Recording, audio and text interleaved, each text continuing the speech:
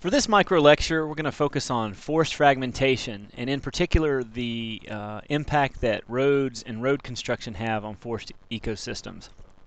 The harvesting of forests creates very distinct patterns in the landscape, depending on three major elements: the size of the cut or area that's been harvested, the length of time between those harvests, and how those harvested areas are spatially organized across the landscape. One of the major factors impacting forest ecosystem or forest ecology is roads, and road construction is a big deal for a number of different reasons, whether they be permanent roads or temporary roads, say for a logging operation. One of the major impacts that road construction can have is soil compaction, especially in sensitive areas. Compaction causes a decrease of water and air movement into the soil, which decreases the amount of water that can be stored in the soil. And as far as temporary forested roads that become very compacted, germination of new seeds can't occur on severely compacted soils. Erosion is also a factor, probably one of the most common ones that people think about when they think of impacts of forest roads. And you can see how heavy rains or flooding events can impact the amount of sediments that enter streams, that enter forests, and that enter other waterways. Another impact, especially for recreation and park areas and wildlife areas, road construction can increase air pollution at a micro level or at a site level within a particular area, and the amount of noise disturbance by motorized vehicles, especially in rural areas where snowmobiles and ATVs are used. The use of these vehicles has been proven to disturb wildlife on a number of different levels. The construction of road also creates an edge habitat, which is very different from the natural edges or edges produced by harvested clear cuts.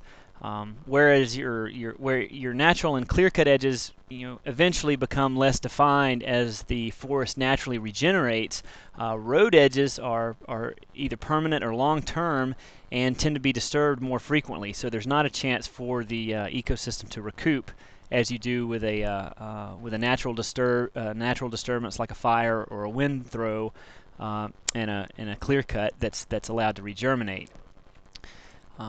Another factor that you have, or another feature, especially in tropical areas, when forests forest roads are put in for harvesting or just simply to get from point A to point B. Typically, the next step is inroads, either to harvest trees or as property gets subdivided and developed. The forest becomes fragmented even more due to side roads going off of these main roads.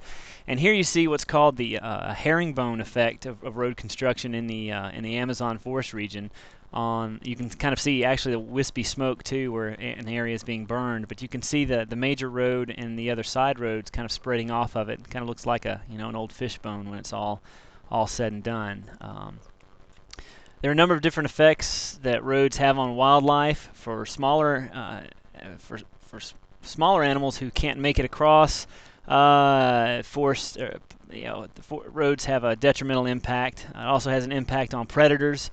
Predators can't move from point A to point B, like they said, and you do have excessive road mortality of certain types of species. The amount of roadkill can be rather high in areas that have never had a road before, and when roads are suddenly put in, you have that particular impact. Another risk of road construction is the potential of invasive species to move in along those edges, along those new habitat areas. Invasive species have plagued the eastern U.S. from the American chestnut blight to the hemlock woolly adelgid.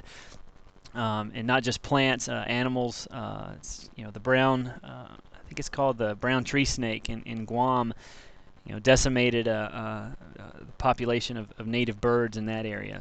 And road construction does open up areas that allow seeds that normally wouldn't be germinating to germinate in a particular area, and allows the spread of those species.